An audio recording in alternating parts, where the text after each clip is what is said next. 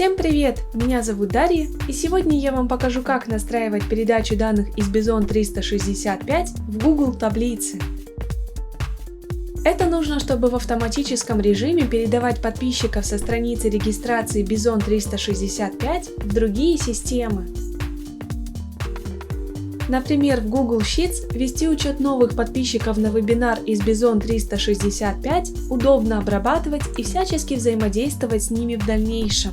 А теперь давайте перейдем к настройке. Для начала необходимо создать новую связь. Далее необходимо выбрать систему источника данных Bison 365.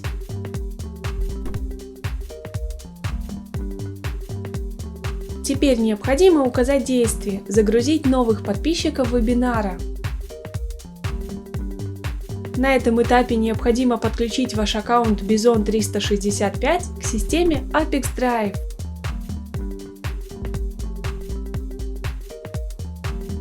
Когда подключенный логин отобразился в списке «Активные аккаунты», выбираем его и продолжаем настройку.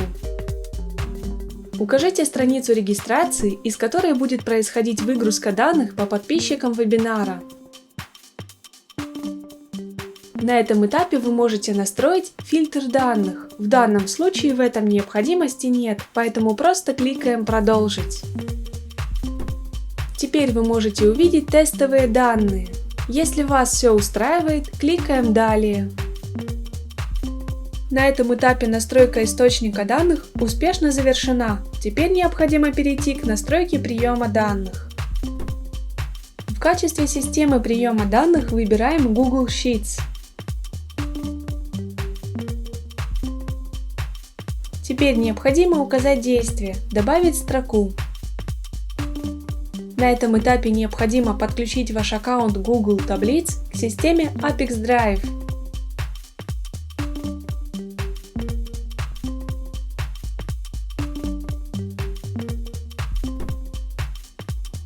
Дайте свое разрешение Apex Drive на работу с этим аккаунтом.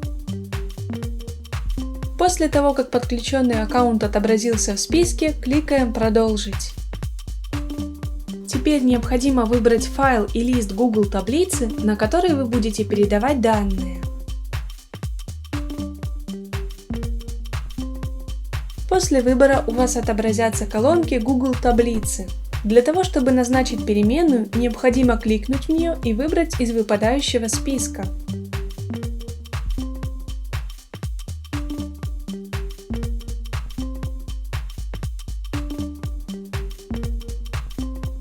Когда все необходимые данные назначены, опускаемся вниз страницы и кликаем «Продолжить».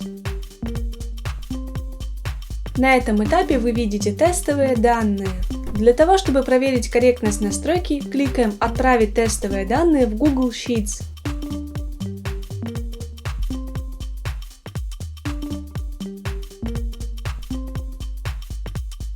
Если вас все устраивает, продолжаем настройку в системе Apex Drive. На этом настройка приема данных Google Sheets успешно завершена. Теперь необходимо включить автообновление. Выбираем интервал срабатывания связи, например, 1 раз в 5 минут.